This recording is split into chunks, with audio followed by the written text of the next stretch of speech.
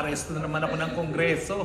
Alam niyo naman, dati na nila talagang plano yan. Ang totoo po niyan, kaya ako pinupuruhan ng Kongreso dahil ako daw ang pinaghihinalaan ni Speaker na ako daw ang nagkalat noong pulboronic video na ibinroadcast ni Maharlika. Alam niyo po, that's giving me too much credit. Kasi syempre, yung makaka-access lang ng pulboronic video, yung nakakalapit kay Presidente. Hindi naman ako nakakalapit kay Presidente. Tumakbo nga ako ng senador sa Unity, pero hindi naman kami naging malapit. No? Kahit anong gawin ko, talagang hindi naman talaga ako naging malapit sa kanya. Kasi talagang parang may distansya siya kapag bagong tao. No? Yun yung aking na-discover. Kaya nag-give up na rin ako. Sabi ko, di wag. Pero anyway, kaya po talaga sa mulat mula, pinupuruhan nila ako. Now, alam ko naman ho bilang abogado na may kapangyarihan ng Kongreso mag-cite in contempt. Pero alam nyo ba ho, kaya meron silang ganyang kapangyarihan, hindi po para magparusa. Wala pong kapangyarihan ng Kongreso na mag-contempt para magparusa. Ang kanyang kapangyarihan na mag-contempt ay para lang maprotektahan yung institusyon. So, unang-una po, hindi dapat ginagamit ang contempt pagpaparusa. Ako nga po, pinaparusahan ako dahil ako nga daw di umano yung source ng pulboronic video na hindi naman ako. No? Pangalawa po, bagamat meron silang ganyang kapangyarihan, sinabi na po ng Korte Suprema, merong limitasyon po yan. Ano mo yung limitasyon na yan? Unang-una, dapat yan po ay may kinalaman sa investigasyon. Pangalawa, dapat rin-respeto ang karapatan ng mga resource persons. Now, anong kinalaman po ng aking Statement of Assets, Liabilities, and Net Worth sa POGO? Di ba po, ang iniimbestigahan ay POGO? Anong kinalaman ng aking mga income tax return sa POGO? Anong kinalaman ng bentahan ng pamilya ko ng lupa sa POGO? Anong kinalaman ng estate ng aking tiya sa POGO? Wala po. Ang katotohanan, wala silang mahanap na link sa akin sa POGO. Dahil sinabi na nga ni Cassie Ong na hindi talaga ako involved sa Lucky South. Pero dahil wala silang mahanap na link sa akin sa POGO, humahanap sila ng butas. At siguro naman, makakahanap sila ng bukutas. Bakit? Hindi naman ako accountant eh. Alam niyo naman, ako naggagawa ng mga required forms pero hindi naman ako talaga eksakto gumawa ng mga exact forms. Pero sa akin, kung ang gusto nilang patunayan, meron akong unexplained wealth, bakit hindi na lang sila magsampa ng kaso? At alam niyo po, naging desisyon na yan ng Korte Suprema doon sa kaso nga ng Bengzon versus Blue Ribbon Committee, Senate Blue Ribbon Committee. Na ang sabi ng Korte, hindi po hudikatura ang Kongreso. So hindi po pwede ang pagdinig nila, gagamitin nila para parusahan ng mga tao sa paglabag sa batas. Kung talagang sa tingin nila na meron akong unexplained wealth, di magsampa sila ng kaso at ipapakita ko naman sa ombudsman o kung saan ko kinuha yung pera na pambili ng mga lupa. Kasi nga po, ang bilin sa akin ng lolo ko, pag ikaw nagbenta ng lupa, bumili ka ng lupa. So sa akin wala pong problema yon. Pero wala pong jurisdiction ang Kongreso na paghimasukan itong mga bagay-bagay ng pribado dahil ang investigasyon nila ay POGO. Ano ba sinasabi nila? Sinasabi nila ang POGO daw bumibili ng mga lupa. Meron ba silang nakita na kahit isang lupa na nasa pangalan ng POGO? Ang mga lupa po namin nasa pangalan ng mga family corporations ko. Alam niyo po, tinatanggap naman talaga yan dahil pag ikaw'y namatay at nasa family corporation, hindi ka kinakailangan magbayad ng estate tax. At kapag ikaw nagbentahan at nasa pangalan niya ng korporasyon, mas mababang buwis ang babayaran mo kasi ang bentahan yung shares of stocks, hindi yung halaga ng lupa mismo. So sa akin po talaga, ang talagang dapat sundin na desisyon ng Korte Suprema itong Bengzon. Pag hindi po at walang kinalaman sa iniimbestiga ng Kongreso, hindi dapat isiwalat ng mga resource persons.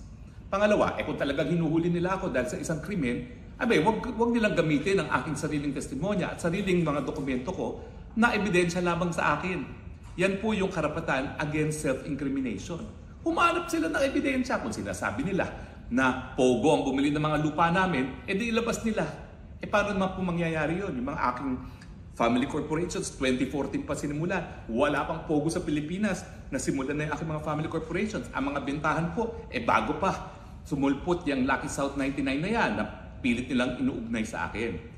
Ang katunayan po, ang na-establish lamang, unang-una, sinamahan ko si Cassie Ong para nga po humingi ng gives sa pagbayad doon sa kailangang bayaran sa PAGCOR dahil nga po di umano sila'y nadispalkohan. At pangalawa, yung kaso na hinuwakan ko sa Whirlwind dahil kumpleto naman po yan sa dokumento. O nga pala, natalo na kami sa kasong yon. Pero natalo kami matapos nila 1 taon. E mantakin mo, nung lumapit naman sa akin ng whirlwind, meron na silang writ of execution, pinapaalis na sila. Pero napahaba ko naman po yung panahon, naging 1 taon bago sila napalayas. No? At ngayong napalayas na sila, tinik over naman ng gobyerno. So, baliwala ang panalo nila. Kasi gobyerno ngayon ang nakaposisyon doon sa Pogo sa Porac. At hindi naman makukuha yan ng mga pribadong nagmamayari. So parang Pyrrhic victory, no? Wala rin nakuha yung may-ari ng lupa. Pero siyempre, ang laki din nang nawala doon sa whirlwind kasi ginawa nga nila yung 49 buildings at meron din silang nabayaran na partial para doon sa kabahagi ng kabuuan ng 10 hectares. Parang di ko nagkakamali, parang 4 hectares ata. Pero yan po yung dapat nilang imbestigahan. Nasaan ang pera ng Lucky South na di umano ginamit ko pagbili ng mga lupain? Wala pong ganyan kahit anong testimonya. Kasi ang sabi nga ni Cassie Ong, wala akong kinalaman sa Lucky South. Ang hinawakan ko lang kaso ng ejectment. So siguro naman naintindihan ninyo kung bakit pati yung mga medical records ko anong pakialam ng mga medical records ko at ng misis ko sa investigasyon sa Pogo.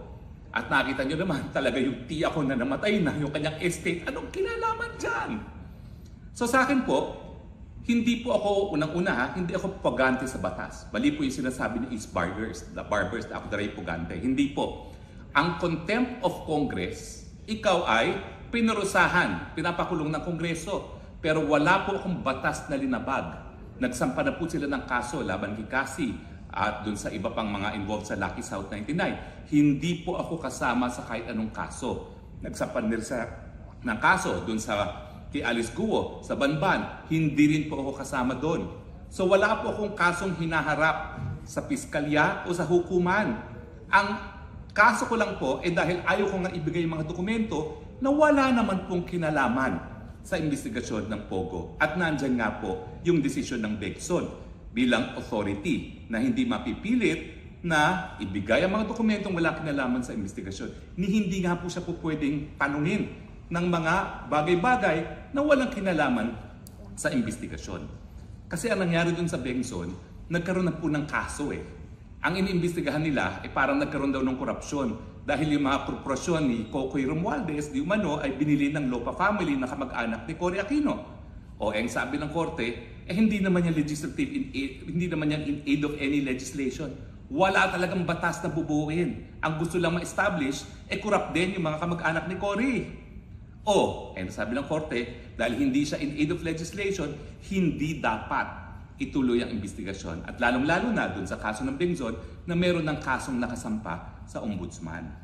So kung gusto po nila akong kasuhan ng unexplained wealth, excuse me, napag-aral naman po ako ng aking mga pamilya sa Amerika, sa London, at saka sa UP, siguro naman hindi naman unexplained wealth po yan. No? At anongin yung mga kaklase ko, buhay naman ako sa isang gated community, hindi ko po pinag-aayabang yan.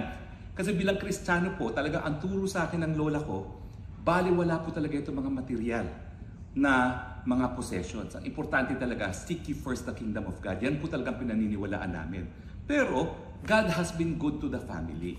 Dahil binigyan niya po kami ng lupain dyan sa Parañaque, dati po ay taniman ng palay, biglang naging subdivision at naging commercial pa. Yan lang po yung swerte ng pamilya ko. No? Pero, yun nga po, bilang isang abogado, hindi naman ako po pwede na baliwalain ko ang karapatan ko. Lalong-lalo na itinuro ko naman sa aking mga estudyante sa UP Law kung ano ang dapat na sakop lamang ng legislative investigation. So ulitin ko po hindi ako pugante dahil ako po ay lumabag sa batas. Pugante ako sa Kongreso lamang. Wala po akong pakialam. Dahil ang tingin ko naman, kung ako'y na-cite in contempt of Congress, ang Kongreso naman po cited in contempt of the people of the Philippines. Hindi po tama yung ginagawa nila. Pasigaw-sigaw, kapag ayaw ng sagot, contempt kaagad. Nagpa-power tripping na po sila. Miski wala po silang batas na binubuo, tuloy-tuloy ang paninira nila sa pamilyang Duterte. Doon sa extralegal killing, sa droga, at siyempre sa Pogo. Hindi po tama yan. Ako po'y naging mambabatas. Binibigyan ko po ng importansya yung institusyon. Pero anong batas ba ho ang bubuuin nila? Meron pa bang bagong batas na kinakailang buuin? Yung IHL code po, kami po nagsulong yan at batas na. So hindi lang po murder ang po pwede gamitin kapag nagkaroon ng widespread and systematic killings. No? Pwede rin ang crimes against humanity. Ano pang batas ang buuin mo para dyan sa mga drug killings? Ganon din po sa Pogo. Ang dapat lang nabuuin na batas, total ban ba o hindi.